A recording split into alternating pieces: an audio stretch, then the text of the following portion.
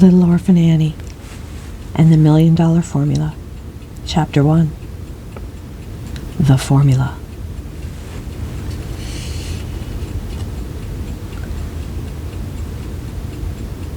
That formula's worth billions. Daddy Warbucks said to little Orphan Annie after the old man had gone to bed.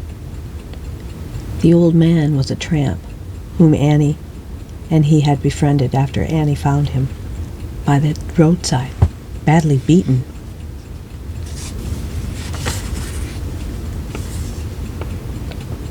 And he was near death.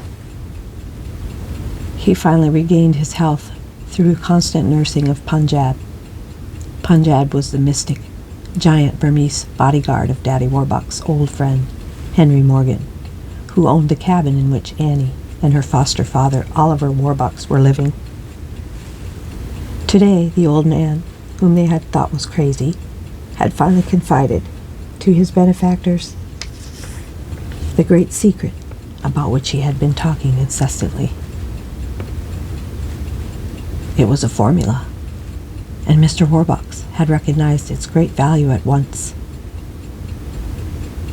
Yes, Annie, it's worth billions, and it's also dangerous.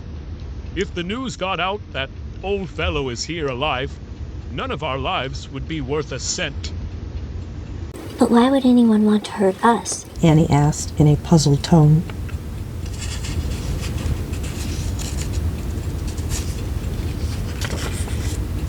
Just because it's so valuable. Whoever tried to get it away from him once didn't hesitate at murder. Their kind stop at nothing. Mr. Warbucks said, emphatically.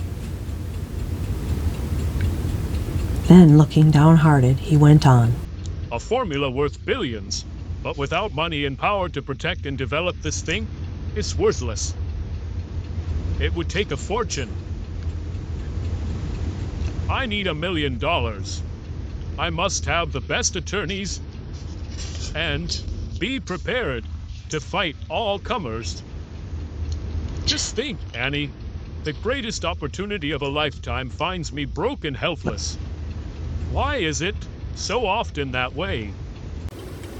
Don't worry, Daddy. We'll figure out something, replied Annie, taking hold of her adoptive parent's arm to comfort him. Daddy Warbucks pondered the situation the following morning as he split kindling for the fire.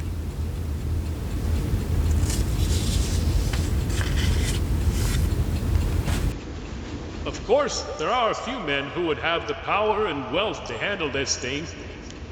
I wouldn't dare go to any of them with anything as valuable as this discovery. His thoughts continued as he built the fire. Nope, I've got to be mighty careful how I handle anything worth so much. It's surely one of the toughest problems that's ever come my way. But there must be an answer. Meanwhile, the old man had gone out to talk with Annie, who was making a garden near the cabin. Well, He said, as he watched the girls spading. fixin' to plant a garden, eh? Looks like fine, rich soil. Yes, and plenty hard to dig, too. Annie retorted. Guess it's been years since they've raised a garden here.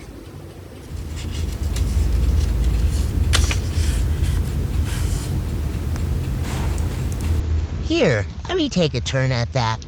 I used to be quite a hand for gardening in my day. Annie gave up the spade willingly and said, There ought to be some easier way to do this. And you're an inventor. Why don't you dope out something? There are plenty easy ways to spade a garden. Yes, sirree, he chuckled. Machines to do almost anything now. But nothing to beat an old-fashioned spade and fork. The old man stopped his work for a minute to mop his forehead. There's inventions aplenty, but no inventor yet ever figured out any machine that does the human body half as much good as a little hard work under a good warm spring sun. He added philosophically.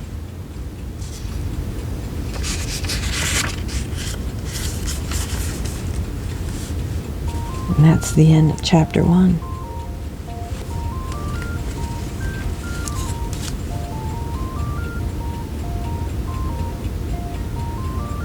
Thanks for watching. Have a good night.